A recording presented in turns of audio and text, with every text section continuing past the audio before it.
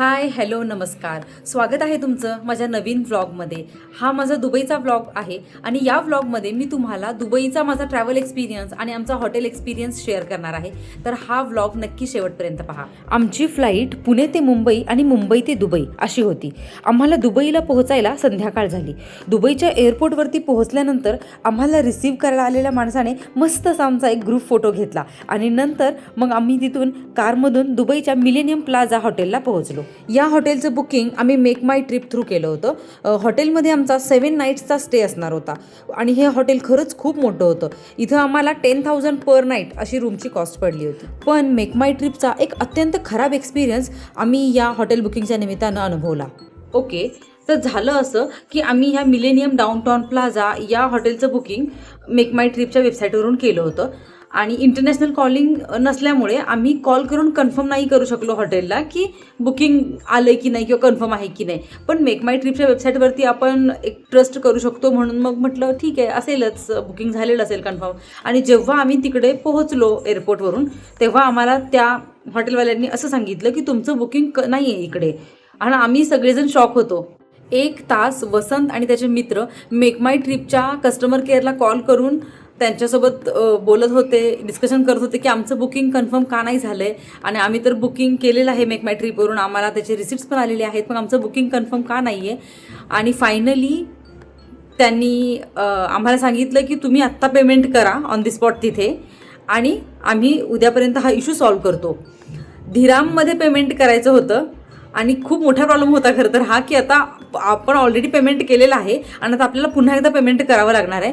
तिथे ह्या लोकांनी, ह्याच्या मित्रांनी आणि यानं कसं तरी ते मॅनेज करून तेव्हा पेमेंट केलं आणि सेकंड डेपर्यंत या लोकांनी फॉलोअप घेतला की काय ते मेक माय ट्रिपवरून प्रॉब्लेम सॉल्व्ह होतोय की नाही. यांनीच बऱ्याचदा मेक माय ट्रिपला कॉल केला आणि फायनली मेक माय ट्रिपला एक्स्ट्रा चार्जेस हॉटेलला द्यावे लागले बिकॉज मेक माय ट्रिपनं ते जे बुकिंग आहे ते तिकडं पुढं कन्फर्म नव्हतं केलं. मेक माय ट्रिपनं बुकिंगचे डिटेल्स पुढं हॉटेलला कन्वे नव्हते केले आणि म्हणून त्या हॉटेलने ते बुकिंग ग्राह्य धरलं नव्हतं. पण फायनली 1 नाईटचे चार्जेस धीराममध्ये आम्ही पे केले आणि नेक्स्ट डेला जेव्हा मेक माय ट्रिपचा प्रॉब्लेम सॉल्व्ह झाला तेव्हा त्यांनी आम्हाला ते 1 डेचे चार्जेस जे आम्ही पे केले होते एक्स्ट्रा ते आम्हाला रिफंड केले.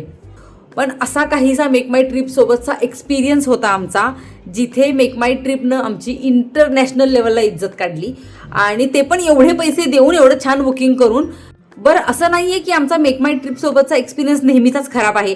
आजपर्यंतच्या आम्ही कितीतरी ट्रिप्स केल्यात, मोस्ट ऑफ किंवा आम्ही म्हणू शकतो सगळ्याच, आम्ही एखादीच ट्रिप वेगळ्या ह्याच्याकडून केली असेल पण मोस्ट ऑफ ट्रिप्स आम्ही मेक माय ट्रिप थ्रू केलेल्या आहेत आणि आमच्या सगळ्या ट्रिप्स वंडरफुल होत्या. आमची सगळ्यात पहिली ट्रिप होती जी केरळची होती, जी आजही आमची सगळ्यात छान मेमरी आहे, ती पण फक्त मेक माय ट्रिपमुळे आहे.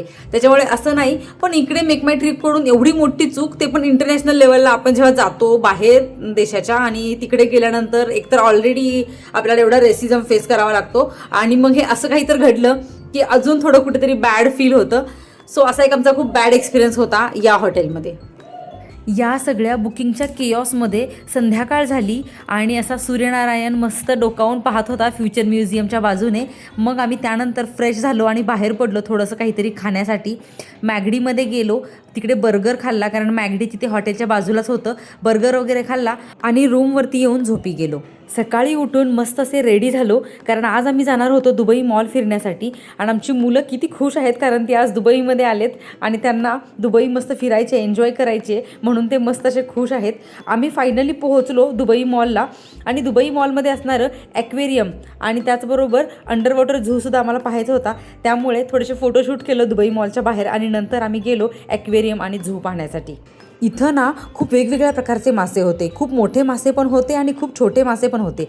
त्याचबरोबर इथे एक मुलगी होती जी जलपरी बनून ह्या फिश टँकमध्ये उतरली होती आणि ती लोकांना वेगवेगळ्या कला सादर करून दाखवत होती. इथं ना आम्ही मधोमध उभे होतो आणि बाजूने सगळे फिश होते. खूपच छान एक्सपिरियन्स होता हा. या मोठमोठ्या माशांना आम्ही हात लावूनसुद्धा पाहू शकत होतो. इथल्या पाण्यात मस्त पेंग्विन्ससुद्धा पोहत होते. तुम्हाला माहिती आहे माशांच्या ग्रुपला इंग्लिशमध्ये काय म्हणतात? स्कूल. आणि हे आहे माशांचं स्कूल. सगळे ग्रुपमध्ये फिरतायत एकदम एका दिशेनं मस्त असे. आता हा वरचा भला मोठा ॲक्वेरियम पाहून झाल्यावर आम्ही निघालो होतो अंडर वॉटर झू पाहण्यासाठी, जो या पाण्याच्या खाली होता.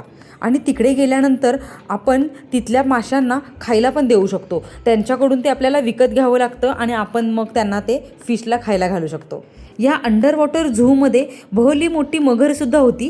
ती मगर एवढी मोठी होती, कदाचित ती 5-6 फुटाची होती. या ॲक्वेरियममध्ये आणि अंडर वॉटर झूमध्ये बऱ्याचशा गोष्टी पाहण्यासारख्या होत्या. ॲक्वेरियम आणि अंडर वॉटर झू पाहून झाल्यानंतर आम्ही बुर्ज खलिफा पाहण्यासाठी गेलो.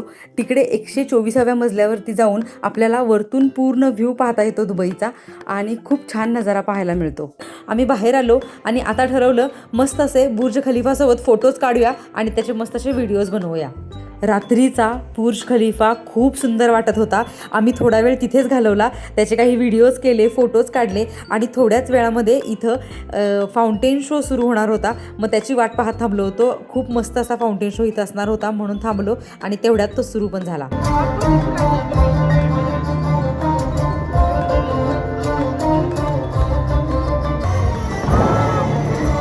या फाउंटेन शोचं ओरिजिनल म्युझिक खूपच सुंदर होतं, पण कॉपीराईट इश्यूमुळं मी ते ठेवू शकले नाही. दुबईच्या नेक्स्ट व्लॉगमध्ये मी तुम्हाला सांगणार आहे की कसं अचानक जेव्हा आम्ही ग्लोबल विलेजमध्ये असताना आम्हाला SRK दिसला आणि आम्ही काय केलं हे सर्व मी शेअर करणार आहे. तर नक्की पहा माझा नेक्स्ट व्लॉग. आपण भेटूयात पुढच्या व्लॉगमध्ये. तोपर्यंत बाय.